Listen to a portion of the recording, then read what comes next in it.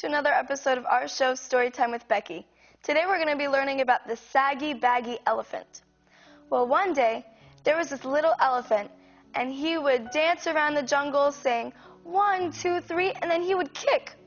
But when he would say 1, 2, 3, he would ruin all of the plants below him, and he would wreck the jungle.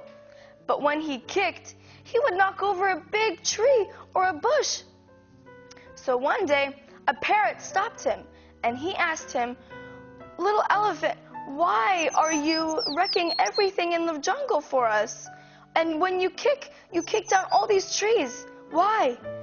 But what kind of animal are you anyway?" The little elephant said, "Well, I'm not even quite sure what kind of animal I am. I dance and I kick in the jungle all by myself, and I call myself Suki. Don't you think that's a fitting name for me?" And the parrot said, "Well, maybe, but if that fits you, it's the only thing that fits you. Your ears are much too big for your face, and your nose is way too long, and your skin, it's much, much, much too big for you."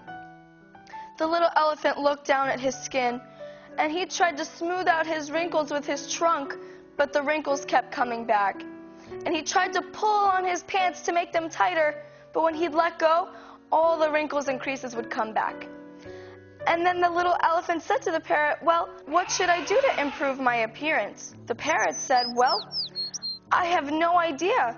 I've never seen an animal like you before." Just as the parrot said that, a long, slender tiger came walking towards them, and Suki saw how beautifully his skin fit him.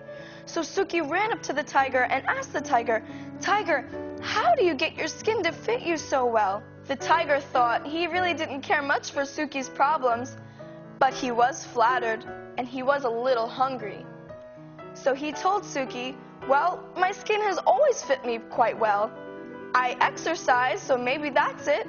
But if you don't want to exercise, I would be happy to nibble a few pounds off of your skin." And Suki jumped back and he cried. He said, No, thank you. I know how to exercise very well. Just watch me." So just as he said that, he started to 1, 2, 3 and kicked. And he kicked all throughout the jungle and ran away from the tiger. And then he met back up with the parrot, and the parrot laughed at him. And the parrot said, "Well, maybe you could be like the crocodile, and you can soak up all of the water in the river, because the crocodile skin fits him very well."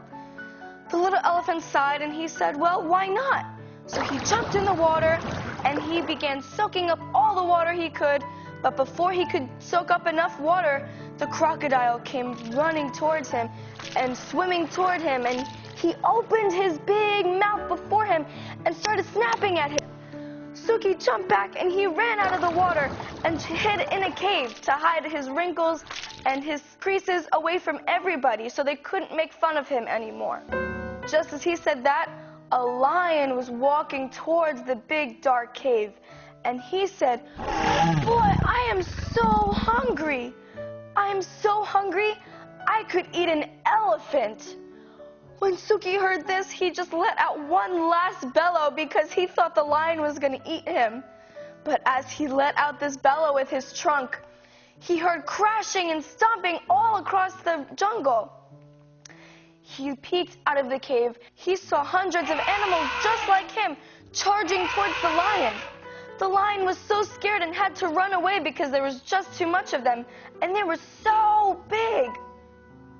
Suki left the cave, and he looked at the elephants and he said, "What kind of animals are you anyway? You're so beautiful and you look just like me. You have sags and bags and you look so beautiful regardless." And the elephant said, "Well, we are just like your kind, son, and you are welcome to come join us and dance in the jungle all day long." So Suki joined them, and he danced throughout the jungle happily and lived happily ever after. Now, what can we learn from this story? We learned that Saggy Baggy wasn't too flattered with his skin at the beginning, but when he saw other animals like him, he was happy to be just the way he was. And that's how we should be. We should be happy in the skin God gave us. Thank you for joining us on another episode of Storytime with Becky. Have a good night, sweet dreams, and I'll see you next time.